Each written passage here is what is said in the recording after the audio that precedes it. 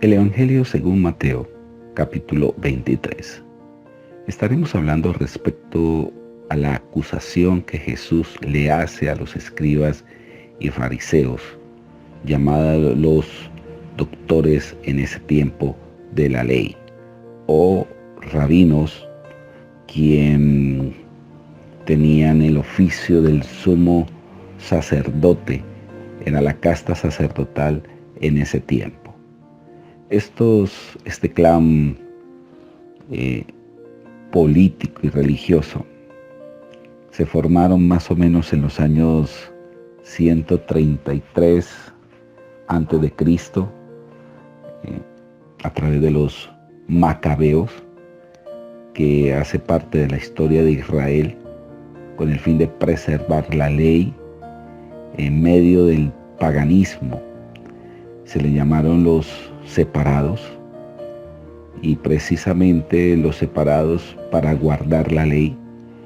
Inicialmente este movimiento religioso fue un movimiento muy bueno, pero después comenzaron a introducir doctrinas de hombres, se aislaron tanto de la gente que se volvieron sumamente fanáticos y religiosos, cosa por la cual Jesús abominó de ellos.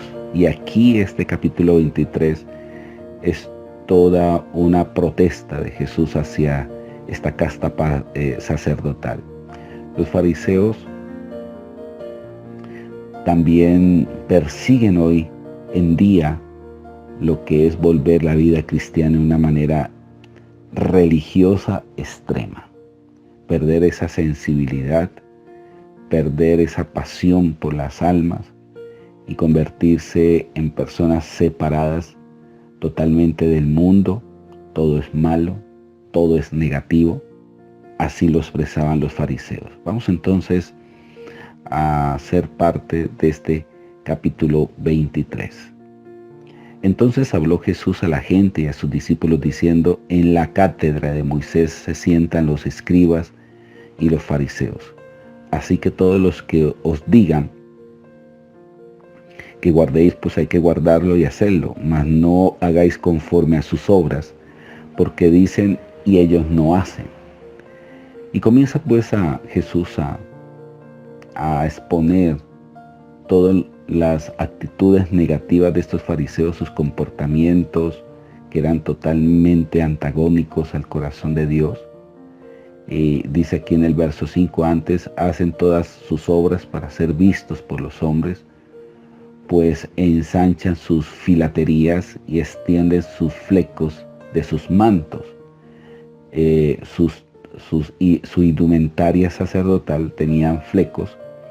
Esos flecos los usaban para la oración, pero también hacían ruido con el fin de que la gente dijera cuánto espiritual eran ellos por sus largas oraciones que hacían. Dice aquí en el verso 6: aman los primeros asientos, las primeras sillas en las sinagogas, aman las salutaciones en las plazas y que les gusta que les digan rabí, que los reconozcan.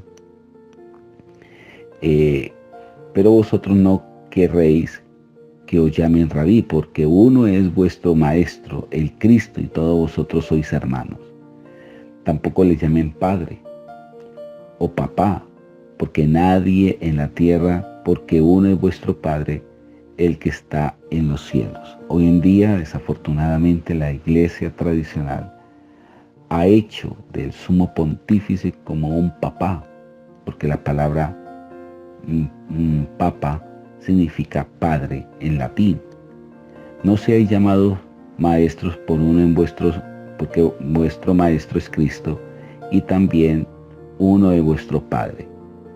Verso 12 dice: porque el que se enaltece será humillado, y el que se humilla será enaltecido. Mas ay de vosotros. Y aquí comienzan los ayes, son más de 8 ayes, y más de 9 veces aquí en las siguientes líneas Jesús le llama hipócritas a los fariseos. Y esa es la vestimenta de la religiosidad, del fanatismo. No podemos hacer de la vida cristiana esto. Podemos llegar a tener actitudes farisaicas.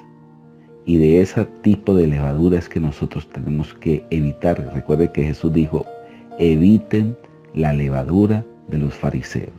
Mas hay de vosotros, escribas y fariseos hipócritas, porque cerráis el reino de los cielos delante de los hombres, pues ni entran vosotros ni dejáis entrar a los que están entrando. Es decir, que se puede volver un obstáculo.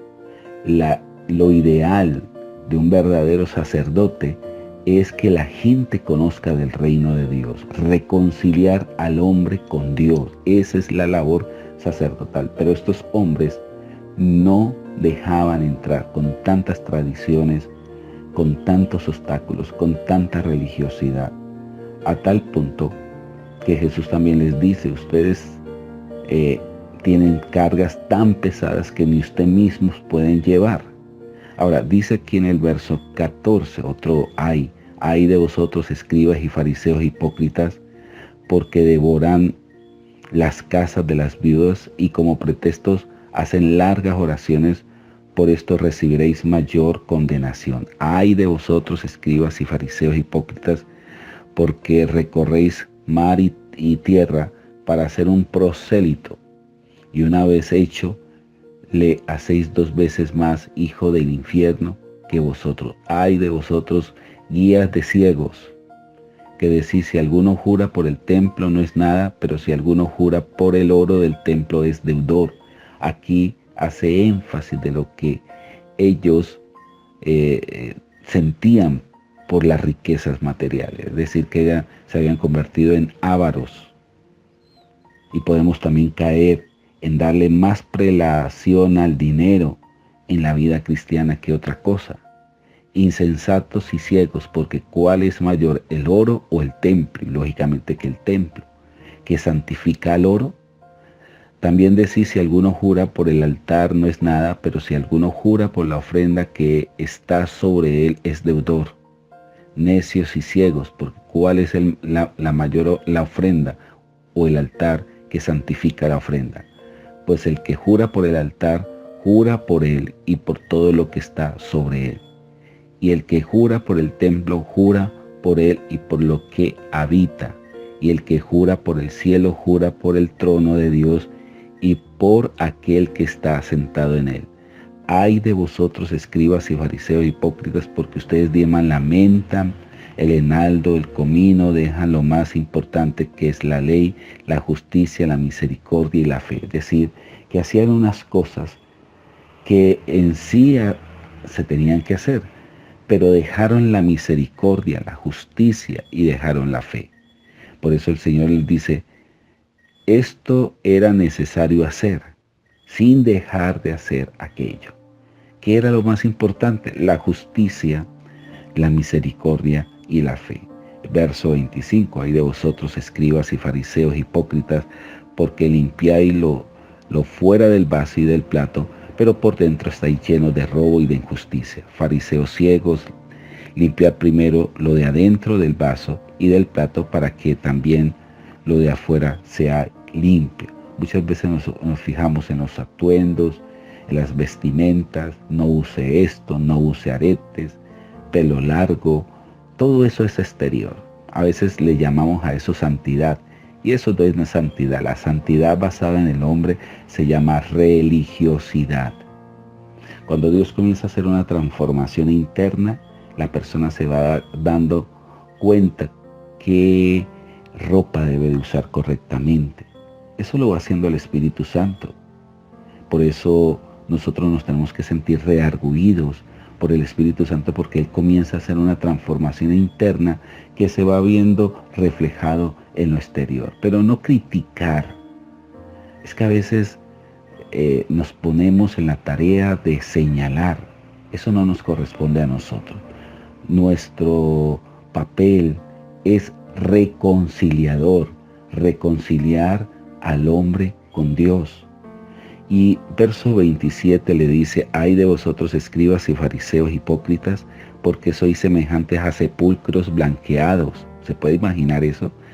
Por fuera eran espléndidos, sus ropas espléndidas, pero por dentro estaban llenos de gangrena, de inmundicia, sus palabras, su manera de pensar. Dice que aquí, que por fuera a la verdad muestran hermosos, pero por dentro están llenos de huesos de muertos y de toda inmundicia. Así también vosotros por fuera la verdad os mostráis justos a los hombres, pero por dentro estáis llenos de hipocresía e iniquidad. Y así vamos a ver cómo le llama serpientes, de generación de víboras, cómo escaparéis de la condenación del infierno. Y así termina este capítulo en el verso 36 respecto a esta casta sacerdotal. Después Jesús se lamenta sobre Jerusalén. Jerusalén, Jerusalén, que matas a los profetas y apedreas a los que te son enviados. Cuántas veces quise juntar tus hijos como la gallina junta sus polluelos debajo de las alas, y no quisistes. He aquí vuestra casa os es dejada desierta, porque os digo que desde ahora no me veréis hasta que digáis, bendito el que viene en nombre del Señor. Estudiar respecto a Jerusalén lo vamos a estar haciendo a través de las Escrituras. Créalo que va a ser sumamente interesante, porque esta ciudad se ha convertido en el mundo entero la ciudad más enigmática. Por ejemplo, hoy en día Jerusalén es tierra de nadie. Pensamos que los judíos la tienen en posesión. No es así. Hoy en día la ONU la reclama, el Vaticano la reclama, los palestinos la reclaman, los judíos la reclaman, y ha sido la única ciudad donde ha estado más posesionada por diferentes naciones desde la antigüedad. Cómo la han asediado, a sabiendas que Jerusalén no es minera, no es petrolera, no es marítima, no es rica en minerales ni en nada de esto, y cómo la asedian, porque Jerusalén se va a convertir en el fundamento profético futuro, porque se llama la Nueva Jerusalén, cómo fue su inicio y cómo Jesús tuvo que ir a Jerusalén a morir, a ser sacrificado, y cómo vio en Jerusalén dureza de corazón a tal punto que Jesús dice, ustedes, Jerusalén, que mata a los profetas, yo muchas veces quise venir a recogerlos como la gallina junta sus polluelos y ponerlos debajo de sus alas. Pero esta casa quedará desierta. En el año 70, a través del general Tito, fue arrasada Jerusalén, a tal punto que hoy en día lo único que queda de ese templo se llama el Muro de los Lamentos. Hasta el día de hoy no se ha edificado templo, pero Jesús vendrá por segunda vez y tendrá el pueblo de Israel y específicamente Jerusalén que decir, bendito el que viene en el nombre del Señor. Estaremos en el próximo capítulo con el número 24. Mil bendiciones, que tengan un excelente día.